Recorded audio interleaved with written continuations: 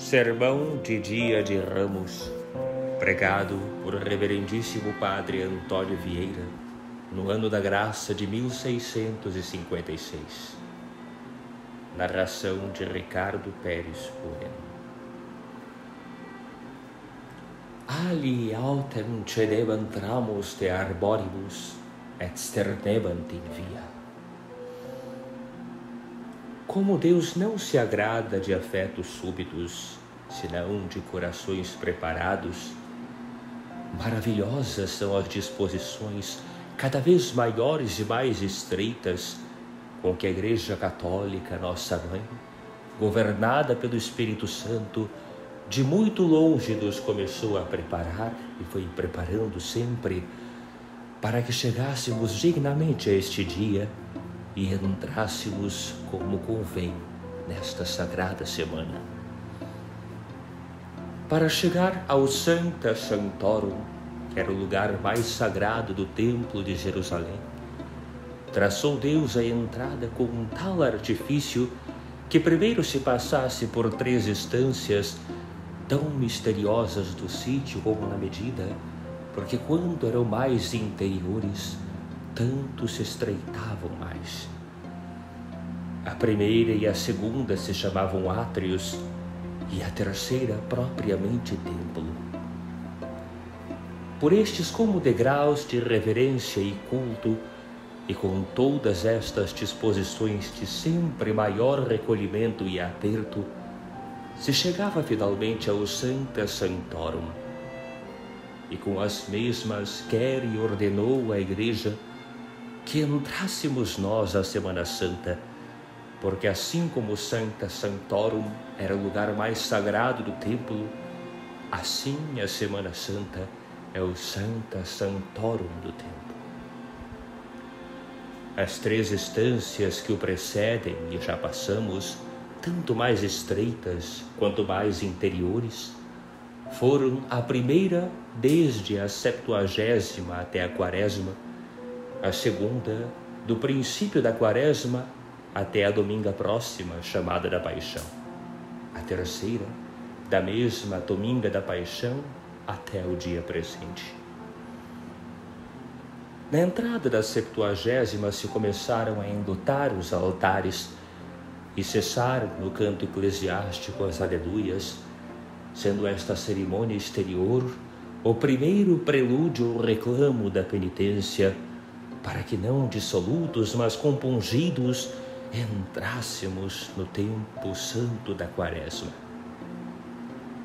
Começou a Quaresma com memória da cinza e do pó que somos e com o jejum universal.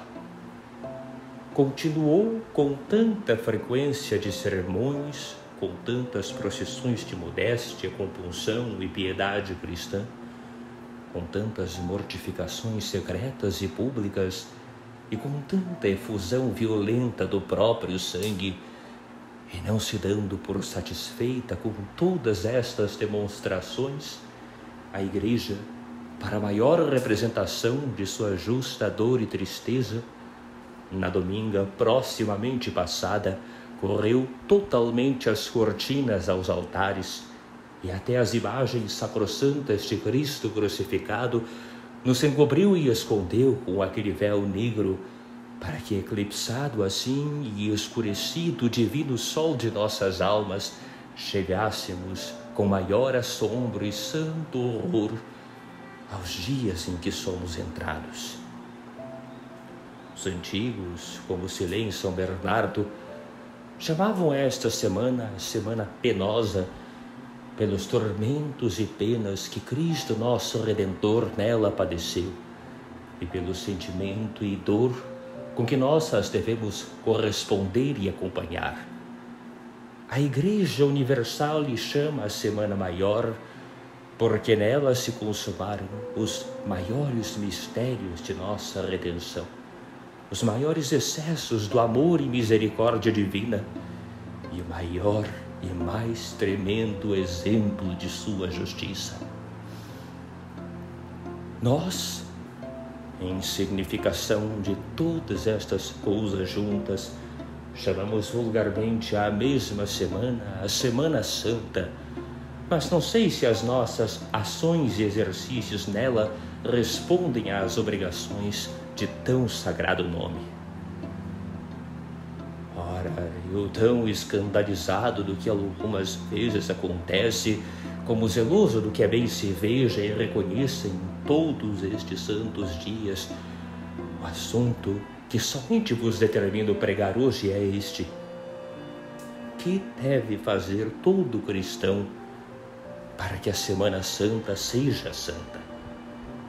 A matéria nem pode ser mais pia, nem mais útil, nem mais própria da ocasião, se aquele Senhor que hoje chorou sobre a cidade de Jerusalém puser seus divinos olhos na nossa e nos assistir com sua graça.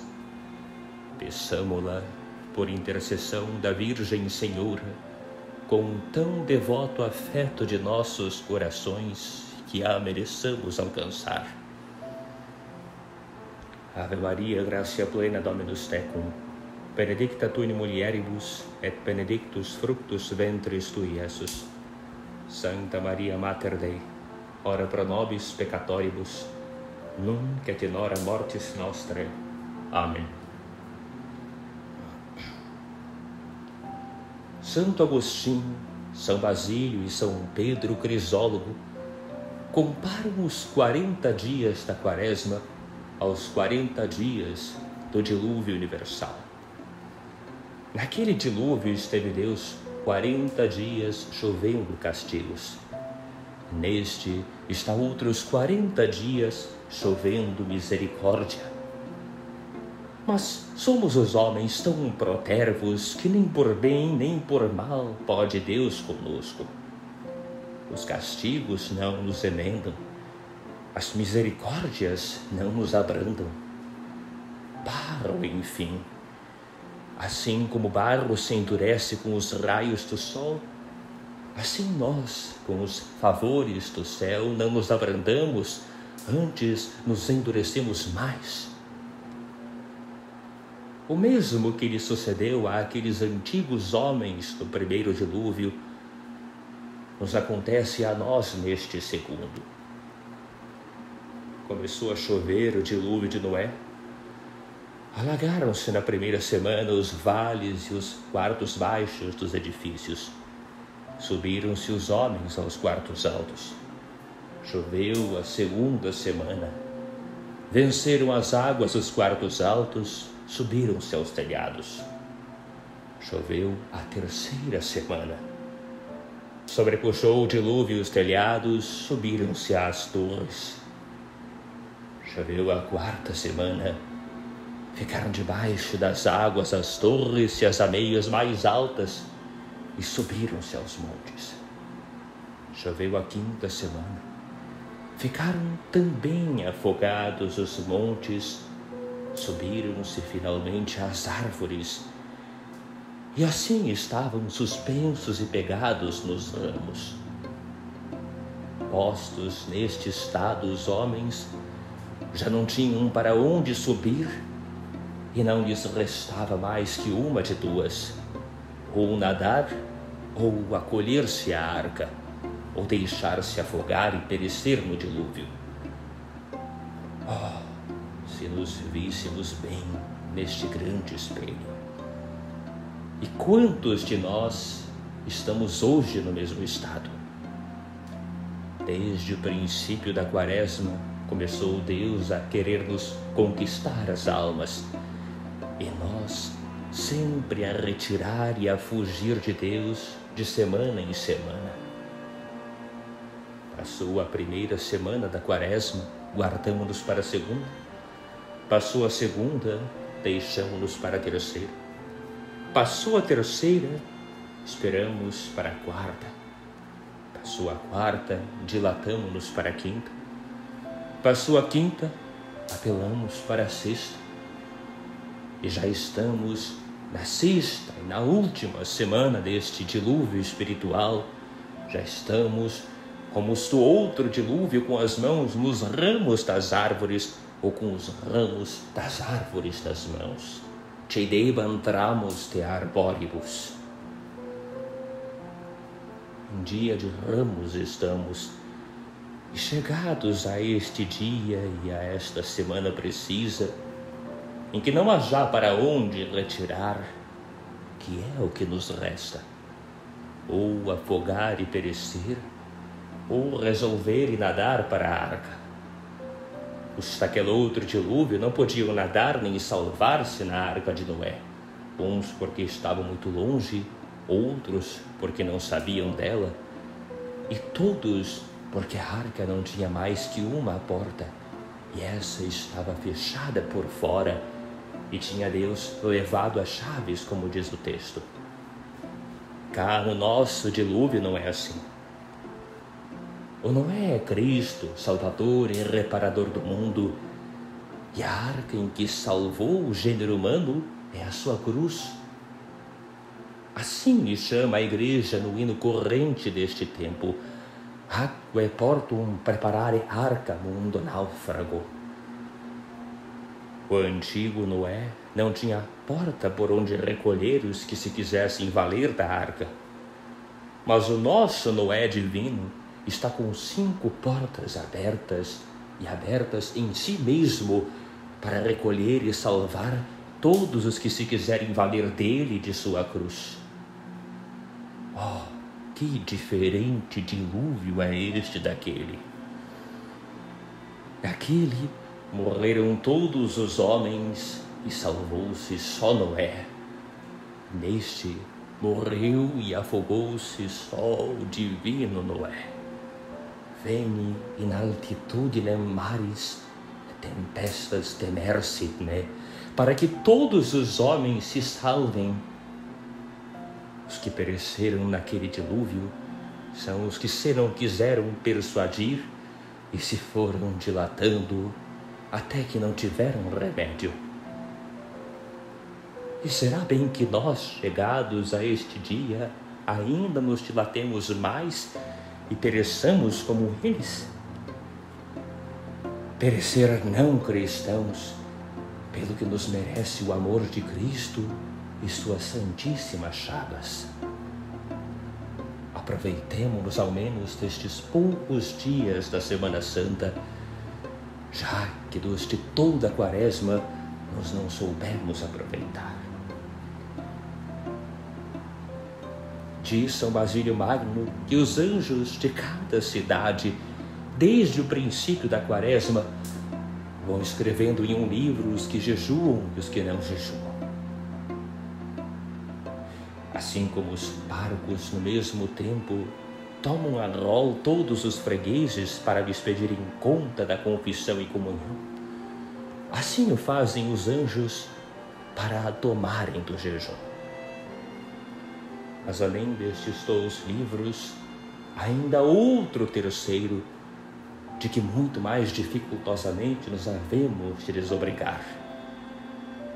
E que livro é este?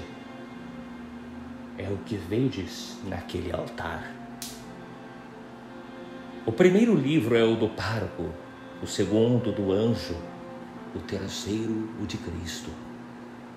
Em todos os dias da Quaresma nos manda Cristo ler um novo evangelho, o que não se faz nos outros dias do ano, e por este diário da doutrina havemos de ser também examinados todos os que nos chamamos cristãos.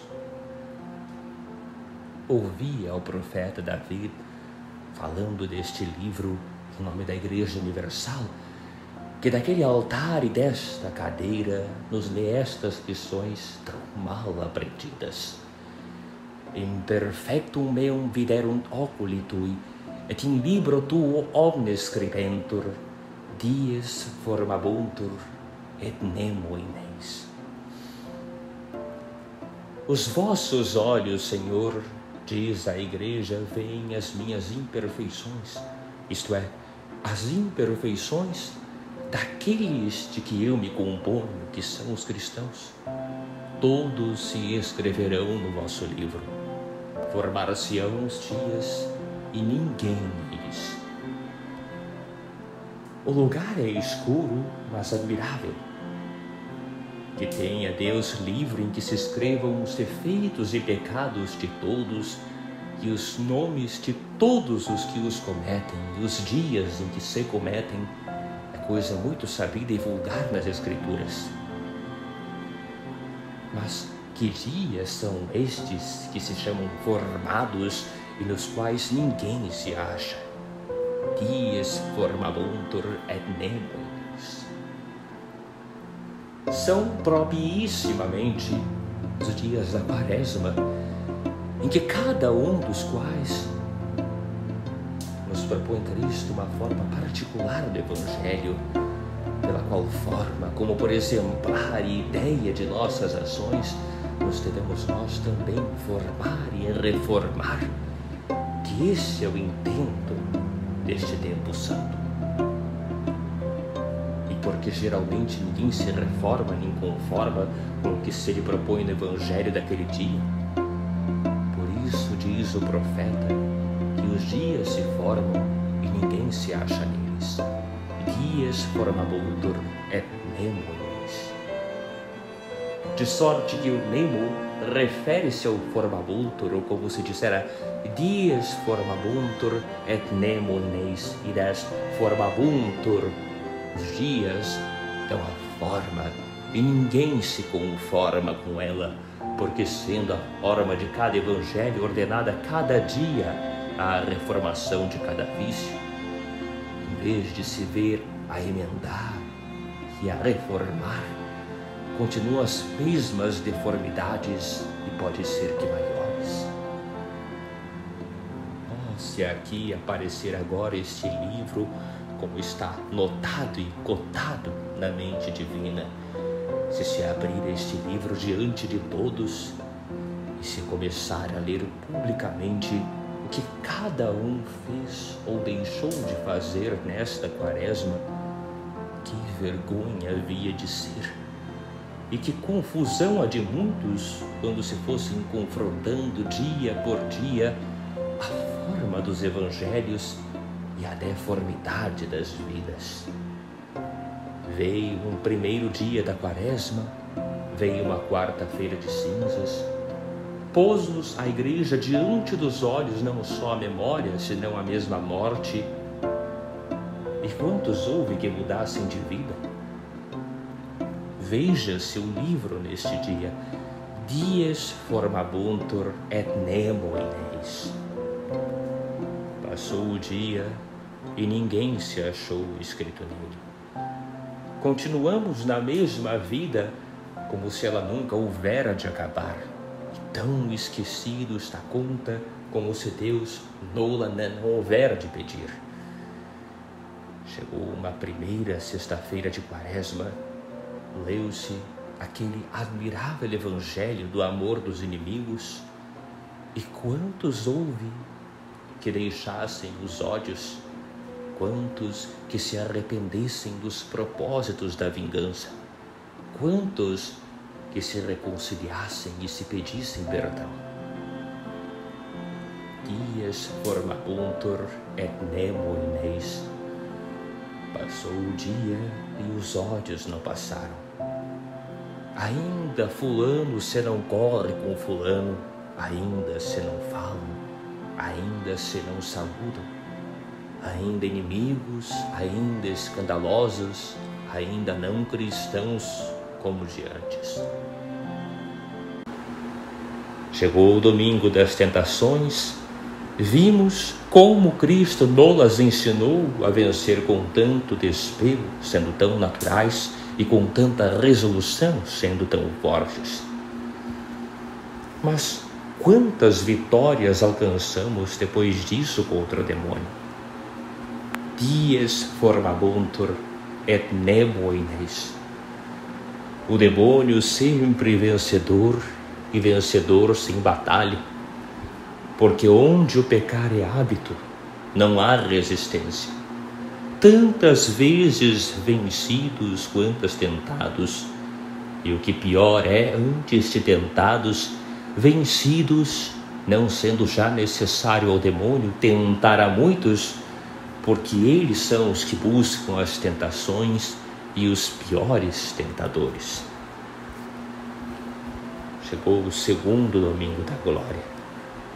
Vimos transfigurado a Cristo e arrebatado a São Pedro no Monte Tabor. E quem houve que por saudades do céu se despegasse um pouco da terra? Também em tal dia, folha em branco, dies formabuntur et nemo in eis. Tão apegados à terra, tão cegos, tão enterrados e tão toupeiras nela, como se o céu não fora criado para nós, nem nós para ele, e como se o Filho de Deus o não comprara para nós com seu próprio sangue. Chegou o terceiro domingo do diabo mudo, e quantos houve que aprendessem a saber calar os pecados alheios e a confessar como convém os próprios. Dies formabuntur et nemo in eis. Ainda aquele miserável, ainda aquela mesquinha que traz encoberto o pecado há tanto tempo, se não deliberou ao confessar, acrescentando em cada confissão fingida um novo sacrilégio, sem reparar que é justo juízo de Deus, provado com muitos exemplos, que falte a fala e a confissão na morte a quem a não faz como deve na vida. Chegou finalmente uma sexta-feira de Lázaro ressuscitado de 4 dias, e que moço ou velho houve que a sua imitação se levantasse da sepultura em que podres de seus vícios jazem há tantos meses e pode ser que tantos anos. Chegaram os dias da conversão da Samaritana e da Madalena, uma de baixa condição, outra nobre senhora. E que mulher houve perdida ou arriscada a se perder, que reparasse na sua mesma perdição e abrisse os olhos à sua cegueira.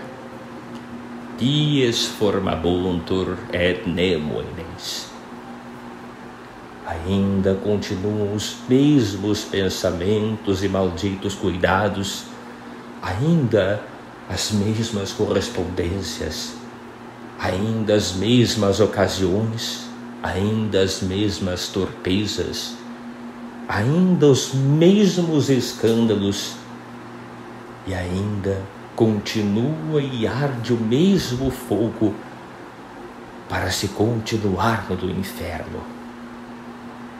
Eis aqui, cristãos, como muitos de vós tendes passado a quaresma, perdendo tantos dias em que pudereis abrir os olhos e em que pudereis entrar dentro em vós, cerrando sempre os ouvidos às vozes do céu e fechando os corações às inspirações divinas. Os dias que passaram já não podem tornar, nem têm remédio. Os que estão por vir daqui até quinta-feira, que é a última reserva das consciências mais descuidadas, não são mais que 3 dias. Vede se será bem que até estes deixemos passar de balde, e que nem de um prazo tão estreito nos aproveitemos. Vomitado da baleia, como muitas vezes ouvistes, o profeta Jonas, nas praias de Nínive, entrou por aquela grandíssima cidade apregoando altas vozes. Ad 40 dias et Nínive subvertetur. Daqui a 40 dias se há de subverter Nínive. Assim se lê no texto sagrado da Bíblia, chamada Vulgata, de que usa hoje a Igreja. Porém, os 70 intérpretes, que também são autores canônicos, em lugar de 40 dias, põem somente 3, e dizem que disse Jonas, ad 3 dias et Nínive subvertetur. Daqui a 3 dias se há de subverter Nínive. todos estáis vendo o encontro destas duas escrituras e a dificuldade delas, porque se é certo que Jonas disse daqui a 40 dias, como pode concordar com a mesma verdade que dissesse daqui a 3? Santo Isidoro Peluciota soltou admiravelmente a dúvida e diz que uma e outra coisa disse o profeta, não no mesmo, senão em diferentes tempos. Quando começou, disse daqui a 40 dias. Quando acabou, disse daqui a 3. Foi o caso desta maneira. Entrou Jonas o primeiro dia pregando e dizendo: daqui a 40 dias se há de subverter Nínive. E muitos dos ninivitas zombaram do que dizia o estrangeiro. Amanheceu o segundo dia, continuou o profeta a mesma pregação, mas diminuindo um dia, que era o que já tinha passado, e disse assim: daqui a 39 dias se há de subverter Nínive. Porém, os que não tinham feito caso dos primeiros brados, também o não fizeram dos segundos. Amanheceu o dia terceiro, foi por diante Jonas com sua pregação. Daqui a 38 dias se há de subverter Nínive. E os maus ouvintes como dantes. Passaram 10 dias, passaram 20, passaram 30, e Jonas sempre diminuindo, até que finalmente chegaram os dias a ser 37. Então disse o profeta o que referem os 70 intérpretes: ad 3 dias et Nínive subvertetur. Daqui a 3 dias se há de subverter Nínive, porque estes só faltavam para cumprimento do prazo que Deus lhe tinha dado. Vendo, pois, os rebeldes que já lhes não restavam mais que 3 dias, ainda que até ali tinham estado tão obstinados e insensíveis, o mesmo aperto do tempo os fez entrar em si. Consideraram que a ameaça do profeta era muito conforme às suas culpas. Creram que as vozes daquele homem verdadeiramente eram de Deus. E reconhecendo de perto mesmo o perigo que não reparavam quando se lhes representava mais longe, resolveram-se de todo o coração a se converter. Cobrem as cabeças de cinza, vestem-se de cilício, publicam um jejum universal em que ninguém comesse bocado, prostram-se por terra, batem os peitos, choram e clamam ao céu, e desde o rei até o menor da cidade, desde os homens até os animais do campo, fizeram aquela tão celebrada e tão notável penitência com que mereceram que Deus levantasse o castigo e lhes perdoasse. Os ninivitas eram gentios. Nós, por graça de Deus, somos cristãos. Cada cidade é uma Nínive grande, cada casa uma Nínive pequena, e cada alma uma Nínive maior que ambas. Ainda que em todos os dias nos podemos converter a Deus, o tempo que sua divina misericórdia nos sinalou, particularmente para a penitência dos pecados, são os 40 dias da quaresma, ad 40 dias. O dia maior destes 40, e em que todos, ou por verdadeira devoção, ou por costume e cerimônia, nos lançamos geralmente aos pés de Cristo e lhe pedimos perdão em um sacramento e o recebemos em outro, é o dia de quinta-feira de Endoenças. Neste grande dia, segundo a disposição de cada um, ou se convertem ou se subvertem as Nínives, ou se convertem ou se perdem as almas, como se perdeu a de Judas. Lançai agora a conta aos dias que nos restam para este último, e achareis que somos chegados a termos que não são já mais que 3, há 3 dias. Oh, que desgraça seria tão indigna do caráter e piedade cristã, se os que imitaram aqueles gentios em se dilatar os não imitarem, posto que tarde em se converter. Os ninivitas, diz Cristo, que se hão de levantar no dia do juízo e acusar aquele povo duro e incrédulo a quem o Senhor pregava e não se convertia. Por reverência do mesmo Cristo, que não queiramos nós também que se levantem contra nós. Se os ninivitas, sem fé nem batismo, se o seu rei, que era Sardanapalo, o mais vicioso de todos os homens, vendo-se reduzidos a um termo tão apertado, conheceram o seu perigo e por meios tão extraordinários de buscar um remédio, nós, a quem Deus com os braços abertos há tantos dias não está oferecendo tão fácil, por que o desprezaremos? Acabemos de nos desenganar antes que se acabe o tempo. Ecce nunc tempus acceptabile. Acabemos de tratar da salvação antes que se fechem as portas da misericórdia. Ecce nunc dies salutis. Ou fazemos conta de nos converter deveras a Deus a uma hora, ou não. Se não fazemos esta conta, para que somos cristãos? Por outro caminho mais largo, podíamos ir ao inferno. Mas se nenhum há tão rematadamente inimigo de sua alma, que ao menos não tenha atenção de algum dia a tirar do poder do demônio e a dar a Deus, quando há de ser este dia?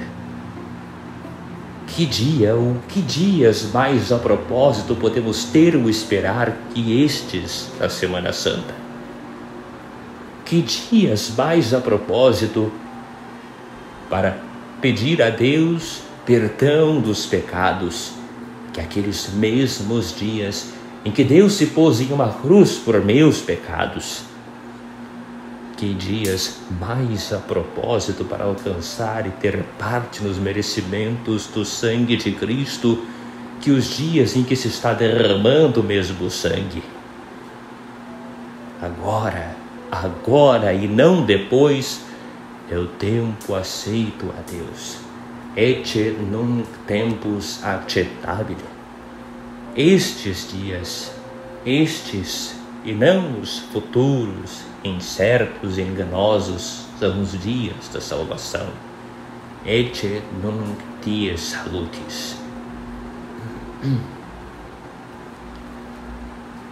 Suposto, pois, cristãos, que este é o tempo, e suposto que os dias são tão precisos que não temos outros para que apelar, o que resta é recuperar o perdido e que nos aproveitemos deles com tais atos de verdadeira contrição e devoção, que esta Semana Santa, como é em si, seja em nós também santa.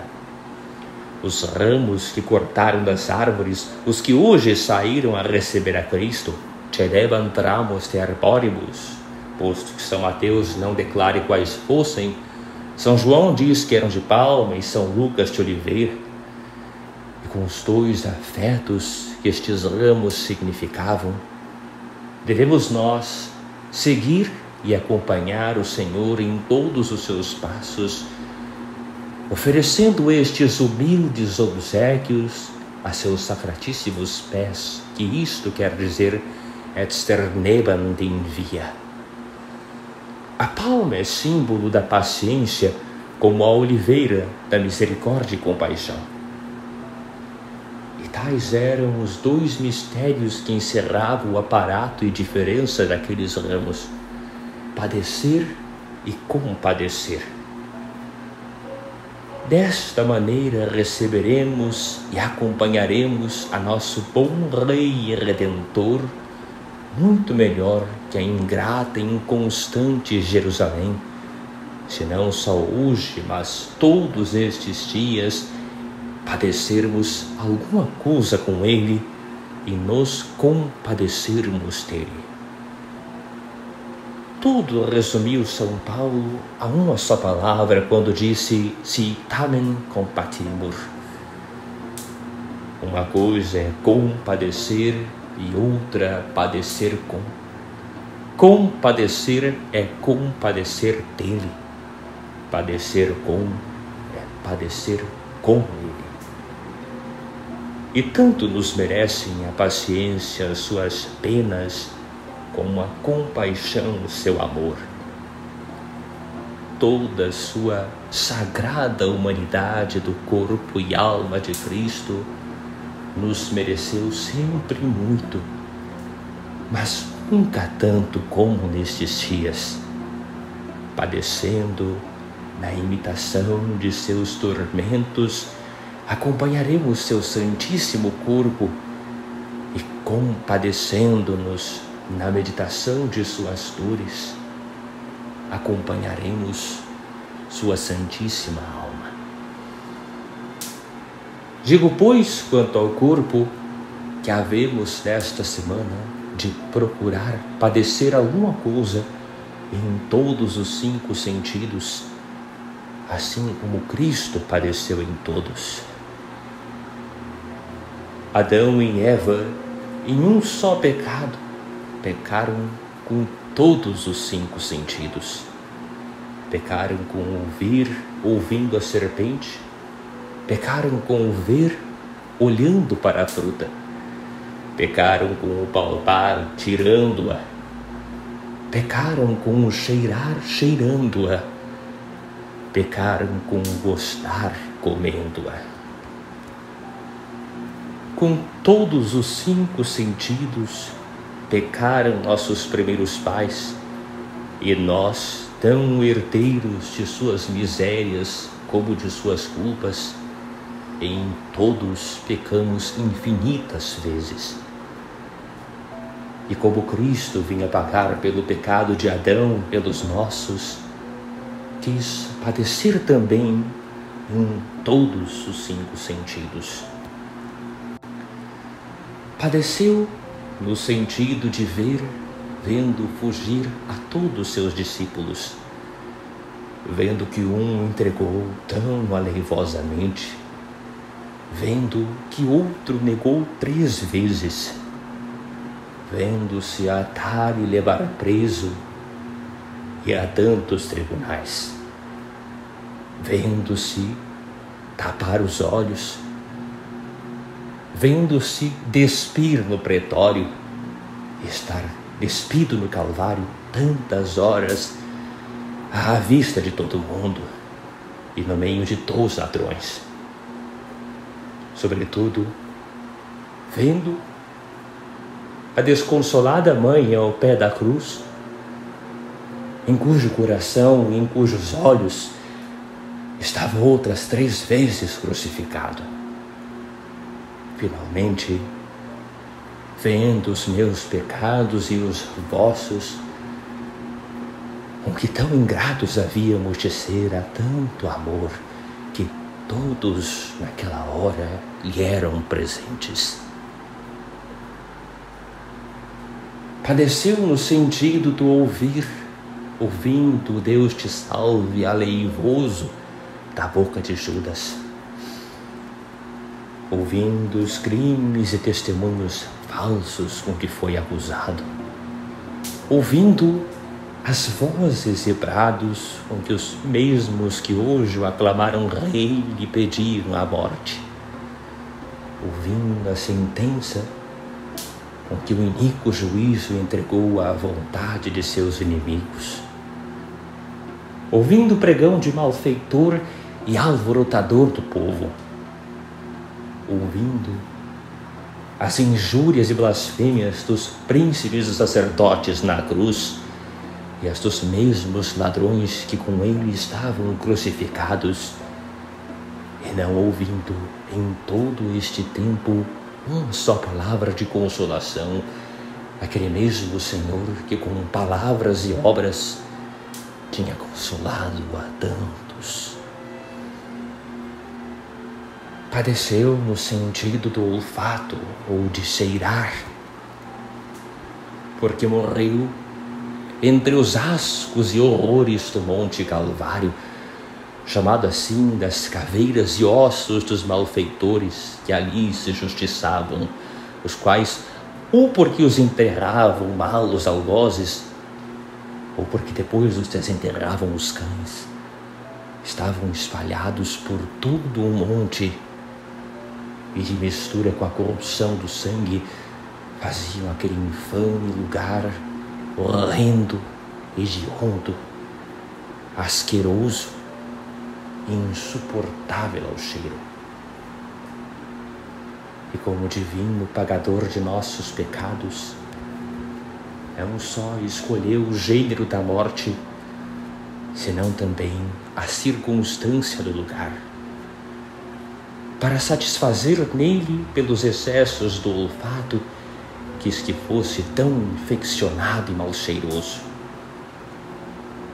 Padeceu no sentido do gosto, não só pelo fel e vinagre que lhe deram a beber, senão muito mais por aquela ardentíssima sede, maior incomparavelmente que todos os outros tormentos, porque só ela obrigou ao pacientíssimo Redentor a pedir alívio.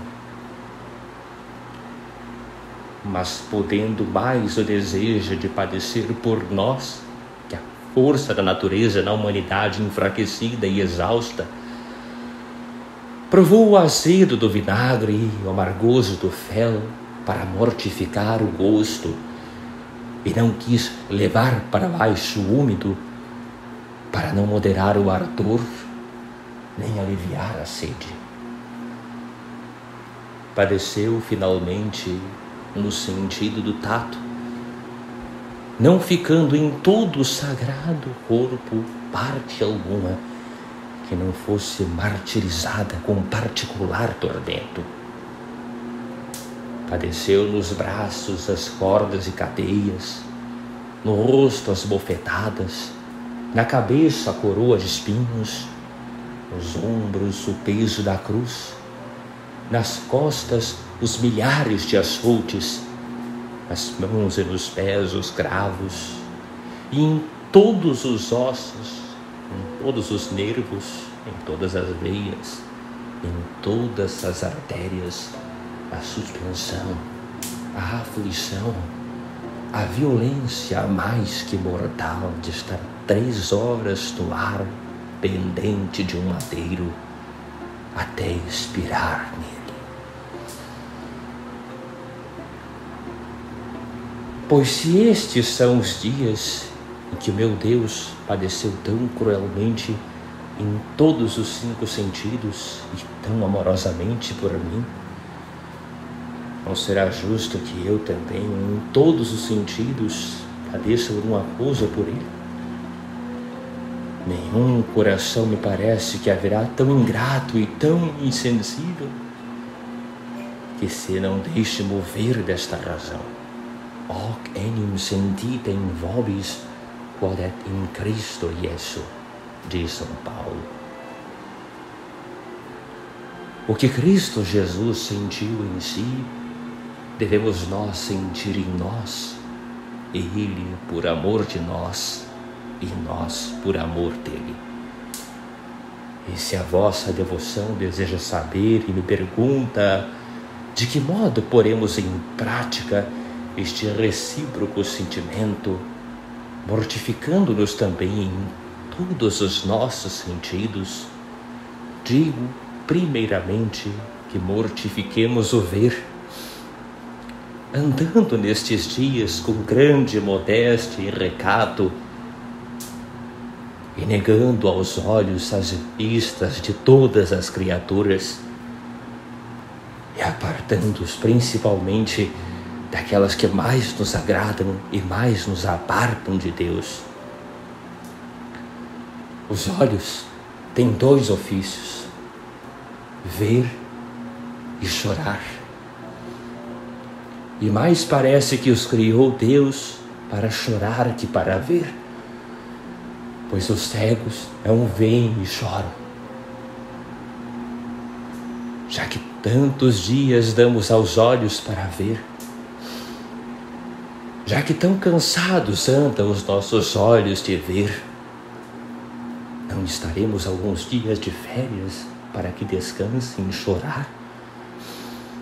Chorem os nossos olhos, os nossos pecados nestes dias, e chorem muito em particular o não haverem antes cegado que ofendido a Deus. Ah, Senhor, quanto melhor fora não ter olhos que ter-vos ofendido com eles.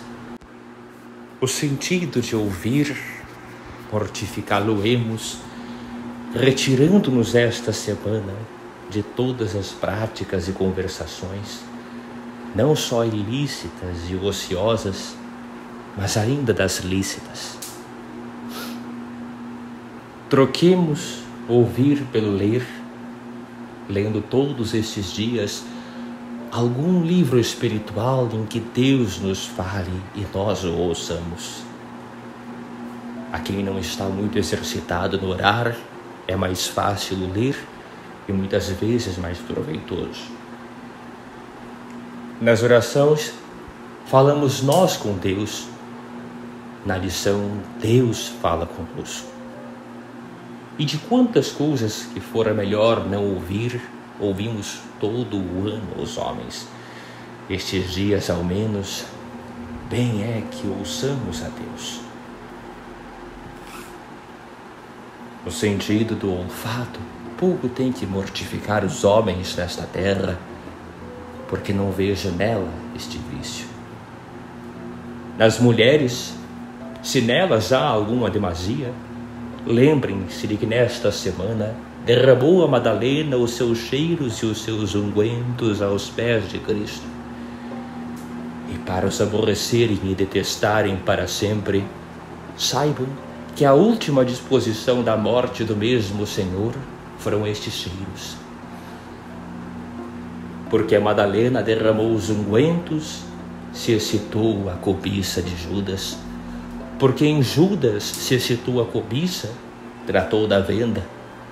Porque vendeu a seu mestre, o prenderam e o mataram. Por isso o Senhor disse, e este é o sentido literal: Mittens ec unguentum hoc in corpus meum ad sepeliendum effeti. Como se dissera, estes ungüentos são para a minha sepultura, porque destes ungüentos se me há de ocasionar a morte. O sentido do gosto, ainda que se tenha mortificado por toda a quaresma com o jejum ordinário, nestes dias é bem que haja para ele alguma particular mortificação. Muitos santos do ermo passavam esta semana inteira sem comer, e pessoas de muito diferente estado, não no ermo senão nas cortes, passam em jejum de quinta-feira até sábado. Os maiores dias desta semana é estilo das mesas dos grandes príncipes, não se porem nelas mais que ervas. Para estes dias se fizeram propriamente os jejuns de pão e água. Ao menos estes dias não são para regalo. O cordeiro mandava a Deus que se comesse com alfaces agrestes, porque o agreste desabrido no comer destes dias é a melhor disposição para comer quinta-feira o divino cordeiro sacramentado. O sentido do tato, como mais vil e mais delinquente de todos, é razão que seja nestes dias mais mortificado. Quando Urias veio do exército com aviso ao rei David, disse-lhe o rei que fosse descansar à sua casa. E ele que respondeu: E bem, senhor, está o meu general dormindo sobre a terra da campanha, Eu que me haja de deitar em cama? Não farei tal desprimor. E foi se deitar em uma tábua no corpo da guarda. A cama em que dormiu o último sono da morte, nosso Jesus, bem sabeis qual foi. Pois será justo que quando ele tem por cama o duro madeiro da cruz, descanse o nosso corpo tão regaladamente como nos outros dias? Alguma diferença é bem que haja nestes. Ao menos o nosso rei e seus filhos, de quinta-feira até domingo, não se deitam em cama, nem se assentam senão no chão, assistindo sempre ao Senhor, sem sair nunca da capela real, nem de dia nem de noite. Estas são as noites e os dias para que se fizeram as penitências.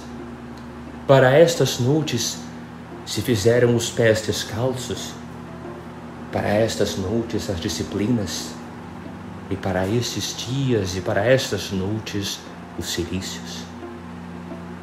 Que poucos cilícios deve de haver no Maranhão. Não vos excuseis com isto. Quando os ninivitas resolveram a fazer penitência, mandaram que todos, não só os homens, senão também os animais, se cobrissem de cilício. Que fosse tão universal a penitência que até os animais se estendessem, não me espanta, porque a contrição, quando é verdadeira, dá nestes extremos. O que sobretudo pode admirar a muitos é que, sendo a cidade tão grande, que só de crianças inocentes tinha 120.000, sendo os moradores tão ociosos que os mandava Deus subverter, houvesse uma tal cidade e entre tal gente tantos cilícios, que se pudessem cobrir deles tanta imensidade de homens, mulheres e meninos e até os animais. Se eu não disser a Escritura, parecerá coisa incrível, mas é muito fácil de crer. Os cilícios não é necessário que sejam tecidos de seda de camelo, como os do Batista. De qualquer coisa áspera se faz um cilício, se há devoção e vontade de o trazer. Um irmão tivemos na companhia chamado Luiz Gonzaga, o qual era filho herdeiro dos marqueses de Castiglione, em Itália. E como em casa de seu pai houvesse mais instrumentos de cavalaria que de penitência, tomava o devoto moço umas esporas de roseta e, pondo-as de uma parte de outra, delas fazia cilício. E porque aplicou as esporas desta maneira a seu corpo, correu com tanta velocidade a carreira da virtude e perfeição, que em menos de 23 anos que só teve de vida, mereceu ser, como já é contado, entre os perratos. Assim que para ver cilícios não são necessários camelos nem teares, se há vontade e devoção. Estas são as mortificações com que os nossos 5 sentidos hão de imitar nesta semana as penas de Cristo. Não falo na continência de outros vícios, porque sei que estamos em terra de cristãos, mas porque também estamos em terra de soldados. Advirto que em dia de Ramos se cerram as portas às casas de jogo e que não é coisa que devam consentir os oficiais nem ao soldado mais perdido. Queixa-se Cristo pelo profeta de que no dia de sua paixão lhe jogassem as vestiduras. Et super vestem meam miserum sortem.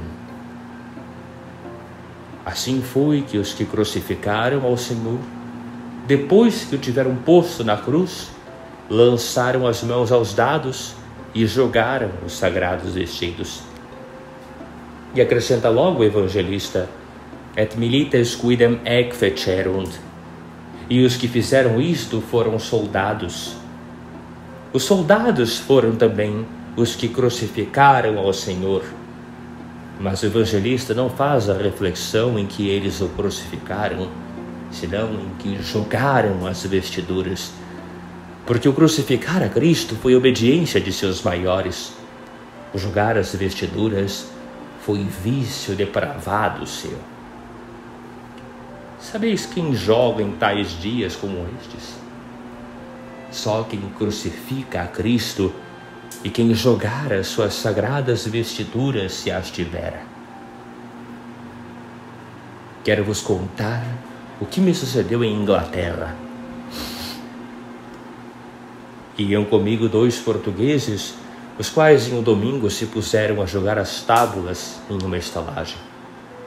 Saiu o hóspede muito assustado e como fora de si. E bem, senhores, quereis que me venham queimar a casa? Queimar a casa? E por quê? Porque esse é um jogo que se pode ouvir de fora, e se o ouvirem ou souberem os magistrados, sou perdido. Assim o dizia este homem, e assim havia de ser. E para que mais vos admireis, a cidade ou vila era Dovres, porto e escala marítima, onde todos, sem se excetuar um só, são hereges. Oh, vergonha dos que tanto nos prezamos do nome de católicos! Se em terra de hereges é sacrilégio jogar as tábuas em um domingo ordinário, que será jogar ou estes ou outros jogos em uma Semana Santa, em terra onde se adora a cruz e as imagens de Cristo e se celebram os mistérios de sua morte? Seja esta também uma das mortificações que pertencem ao corpo. E a alma, que há de fazer? O corpo imitar, a alma meditar. O corpo com os ramos da palma, a alma com os da oliveira. A alma nestes santos dias há de fazer do coração um monte Calvário, levantar nele um Cristo crucificado e pôr-se desta maneira a contemplar suas dores.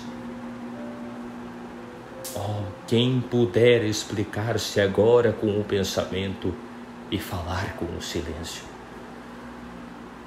Quando os amigos de Jó foram visitar dos seus trabalhos, diz a Escritura Sagrada que estiveram uma semana inteira olhando só para ele, sem falar em palavra. Assim o hão de fazer nossas almas esta semana, se estão amigas de Jesus. Olhar, calar e pasmar. Oh, que vista! Oh, que silêncio! Oh, que admiração! Oh, que pasmo! Só 3 coisas dão licença a nossas almas que se possam perguntar a si mesmas no meio desta suspensão. Quem padece? Que padece? Por quem padece?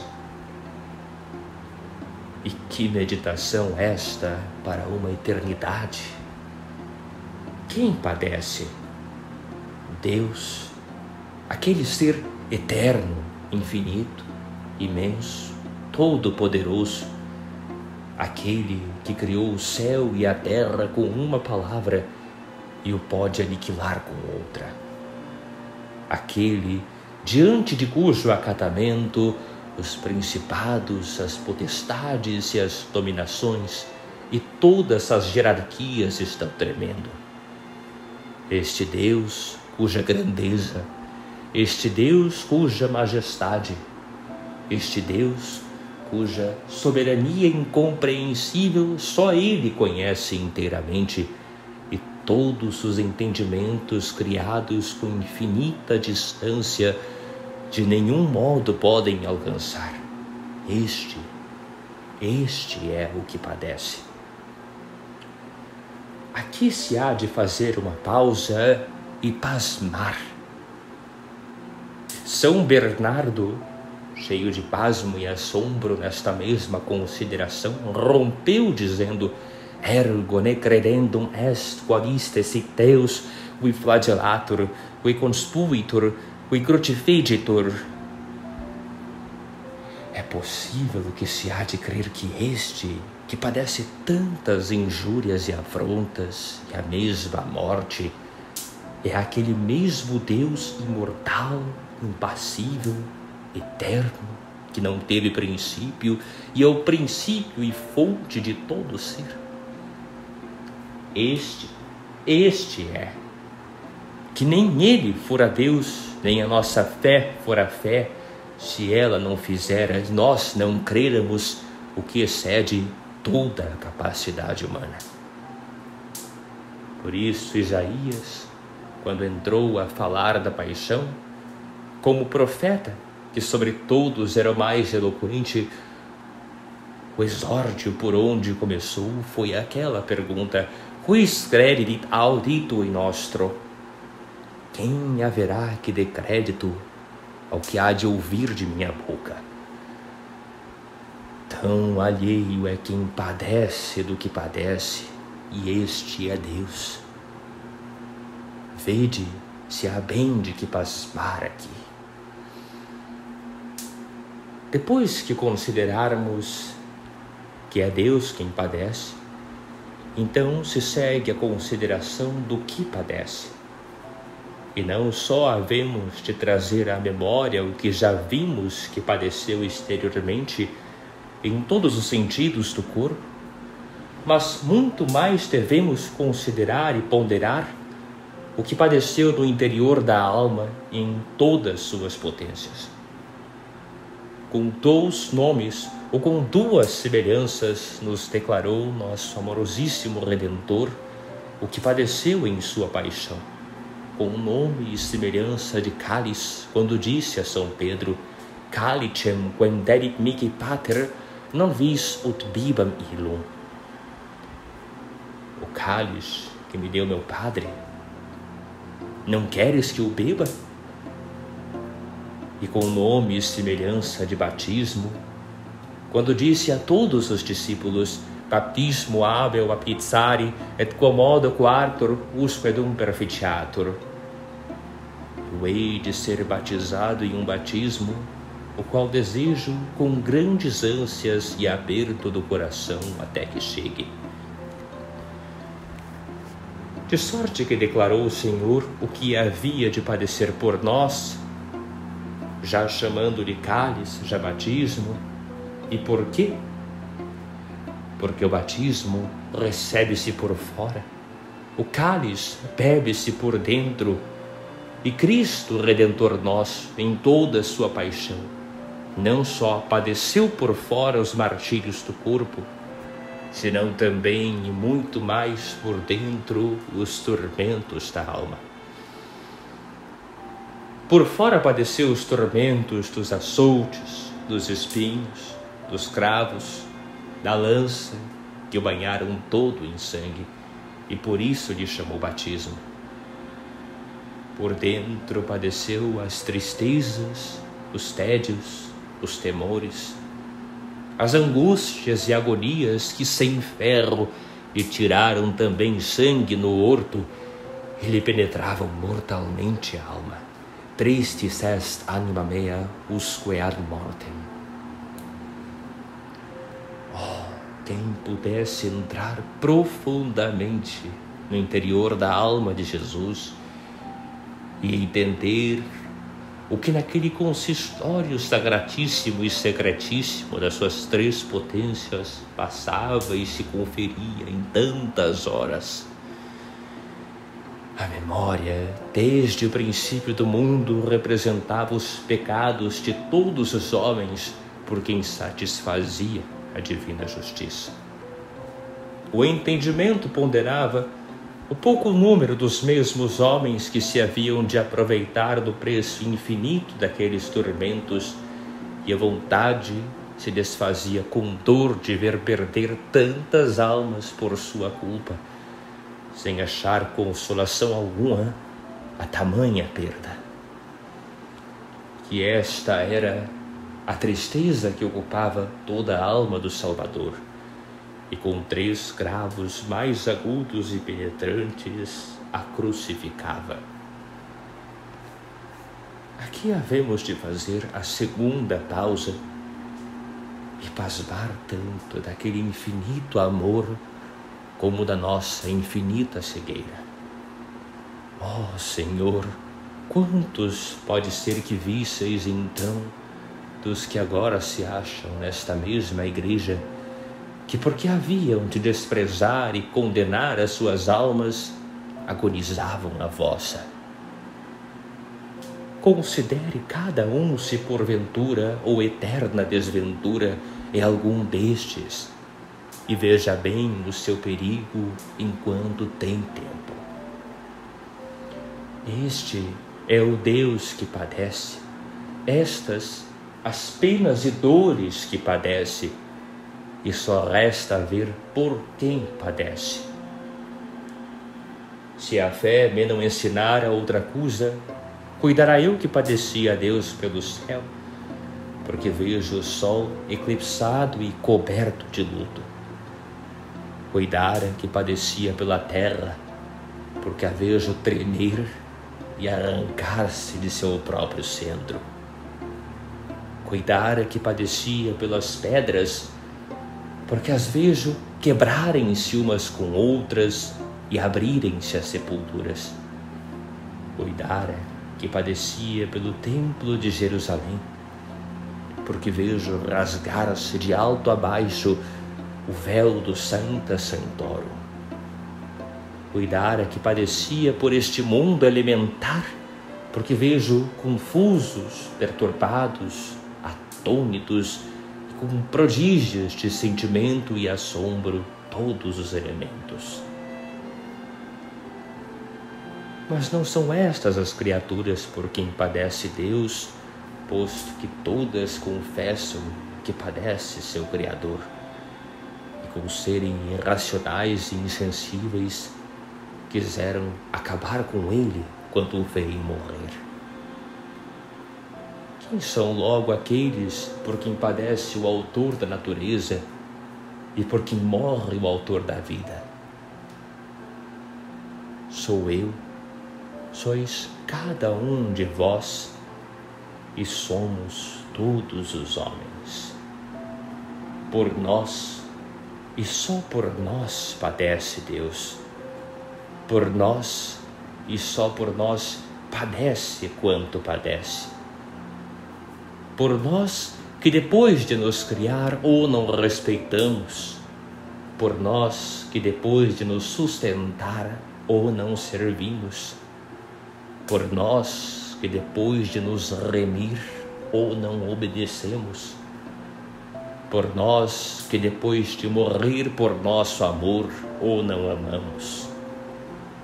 Por nós, que depois de se pôr em uma cruz por nós, o tornamos a crucificar 1000 vezes.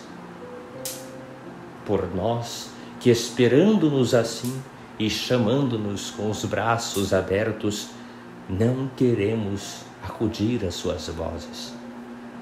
Por nós, enfim, que sabendo que nos há de julgar e nos prometeu o céu se o não ofendermos, queremos antes o inferno sem ele que o céu com ele.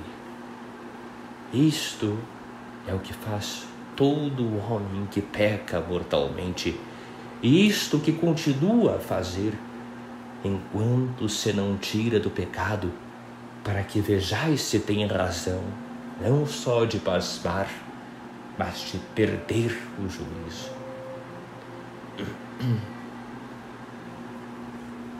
Estes são cristãos, os 3 pontos breves e altíssimos que havemos de meditar nestes poucos dias, os quais torno a repetir para que vos fiquem bem na memória.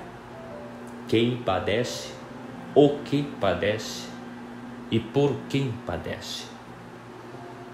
Espero de vossa cristandade que não só para estes dias da Semana Santa, senão para todos os de vossa vida, a vez de tomar esta devoção tão devida ao que nos merece o amor de quem deu a sua por nós. E ninguém se excuse com dizer que não sabe meditar ou discorrer, porque Deus não quer discursos, senão vontades. Antes, nem ainda vontades nos pede. Só com memória se contenta. Hoc facite in meam commemorationem. Filhos, diz Cristo, dei a vida, dei o sangue, dei-me todo a mim mesmo por vosso amor. Não quero de vós outra paga, senão que vos lembreis de mim. De quantas coisas disse e fez o Filho de Deus na vida e na morte, nenhuma é mais para enternecer e ainda magoar qualquer coração humano que esta última recomendação com que se despediu de nós. Que Deus, feito homem por amor dos homens e morto por amor dos homens, chegue a pedir aos mesmos homens que se lembrem dele.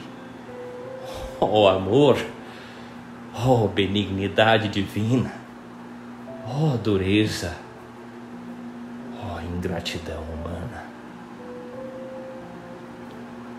É Deus tão amoroso e tão benigno que nos pede a nossa memória.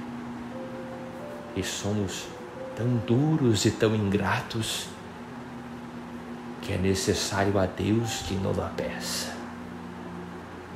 Não me enternece tanto, nem me move tanto a compaixão tudo que Cristo padeceu, quanto que argue no seu coração e nos nossos esta lastimosa recomendação. E que lástima seria, cristãos, ou que lástima é tão indigna e tão afrontosa de nossos corações, que pedindo-nos um tão bom Senhor só a memória, ainda essa lhe neguemos. Ora, por reverência do sangue, da morte e de toda a paixão de Jesus, que não seja assim ao menos nestes santos dias. Lembremo-nos de suas dores, lembremo-nos de suas penas, lembremo-nos de suas chagas e, sobretudo, lembremo-nos de seu amor. Com esta memória, nos levantemos ao amanhecer, com esta memória nos recolhamos à noite e nesta memória gastemos alguma parte dela. Particularmente eu vos encomendo muito esta única memória nas igrejas e no correr das igrejas. Grande fraqueza é a dos homens e grande a astúcia do demônio, que até nesta santa semana nos arme laços e nos desça da nossa própria devoção. As igrejas não se hão de correr por ostentação, nem por festa, nem por curiosidade, nem para ver quem vai e como vai e com quem vai, senão para ir com os olhos no chão e a alma muito dentro em si mesma, considerando que naquele mesmo dia e por aqueles mesmos passos ia Deus com a cruz às costas a morrer por mim, para que eu não morresse eternamente e padecendo tantas afrontas e penas para me livrar das do inferno. Oh, que memória esta para nos tirar tudo mais da memória. Finalmente, chegados à igreja, a vez de imaginar que chegais ao Monte Calvário, que não é imaginação, senão verdade de fé, porque ali estava realmente o mesmo Cristo a fazer com efeito o que fizereis, se então estiver o Senhor na cruz e o vireis com vossos olhos. Com esta modéstia e com esta consideração, havemos de correr e visitar as igrejas, e com a mesma e muito maior, assistir nelas aos divinos ofícios, e não olhando, falando e conversando, que é um abuso maldito, o qual não se vendo em outra alguma parte da cristandade, só em Espanha e Portugal, onde tanto nos prezamos de católicos, se tem introduzido com escândalo e abominação até dos hereges. Oh, se assistirmos nas nossas igrejas como eles nas suas, posto que indignas de tão sagrado nome, onde não há altar, nem cruz, nem está Cristo.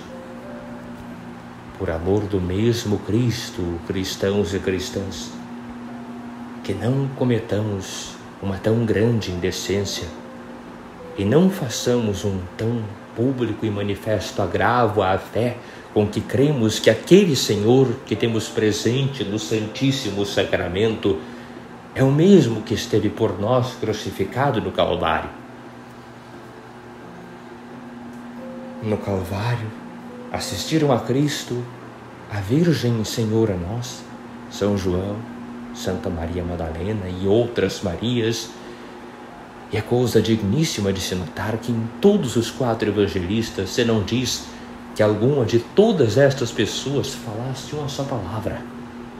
Todos viam e consideravam o que passava, mas ninguém falava, porque os mistérios da paixão querem ser venerados com suma atenção e meditados com sumo silêncio. Façamos, pois, todos nestes dias este pequeno sacrifício de que ninguém tem causa para se excusar, e com satisfação do muito que temos ofendido a Deus com nossas línguas, ofereçamos-lhes o não falarmos com outrem, senão com Ele, ao menos enquanto estivermos na sua presença. De tudo mais que até aqui tenho dito, fará cada um o que o seu fervor e devoção lhe ditar. Mas deste silêncio, modéstia e reverência nas igrejas, a ninguém excetua o mesmo Cristo. Lembremos que somos cristãos e que em alguma coisa se há de ver que o somos, e que desse mesmo sermão e das advertências que nele vos tenho feito, vos há de pedir Deus estreita conta. Lembremos-nos de quantas Semanas Santas têm passado sem nos aproveitarmos delas, e que pode muito bem ser que seja esta a última para alguns de nós. Quantos viram a passada que não veem esta, e quantos verão esta que não hão de ver a que vem? Se soubermos de certo que havia de ser esta a última semana de nossa vida, que havíamos de fazer? Pois façamos isso mesmo, e não façamos por temor da nossa morte, senão por amor de Jesus. Ah, Senhor, que as minhas palavras são de regelo e estes corações sem vossa graça de bronze. Quando expirastes na cruz, inclinastes a cabeça sobre o peito, em sinal que havíeis de pôr os olhos em vós e não em nós, em vosso coração e não em nossos pecados. Desse mesmo coração alanceado e ofendido saíram os 12 elementos com que formastes vossa igreja. Saiam também agora os espíritos vitais, espíritos de vida e graça, com que a reformeis.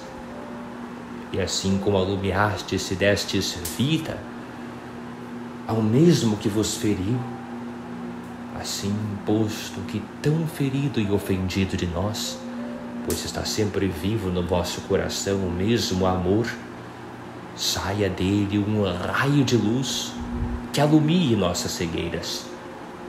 Fertilize, Senhor, este sangue e regue esta água que saiu de vosso coração nossas almas, que todas rendidas a vosso amor e prostradas ao pé de vossa cruz, contritas e humilhadas, vos pedem perdão de todas suas culpas e de todas as ofensas vossas até esta hora cometidas. Nunca mais, Senhor, ofender-vos, nunca mais, por serdes vós quem sois. Assim o prometemos e protestamos firmissimamente. E assim o esperamos, clementíssimo Jesus, de vossa misericórdia infinita, dos merecimentos de vossa paixão e dos auxílios de vossa graça. Amém.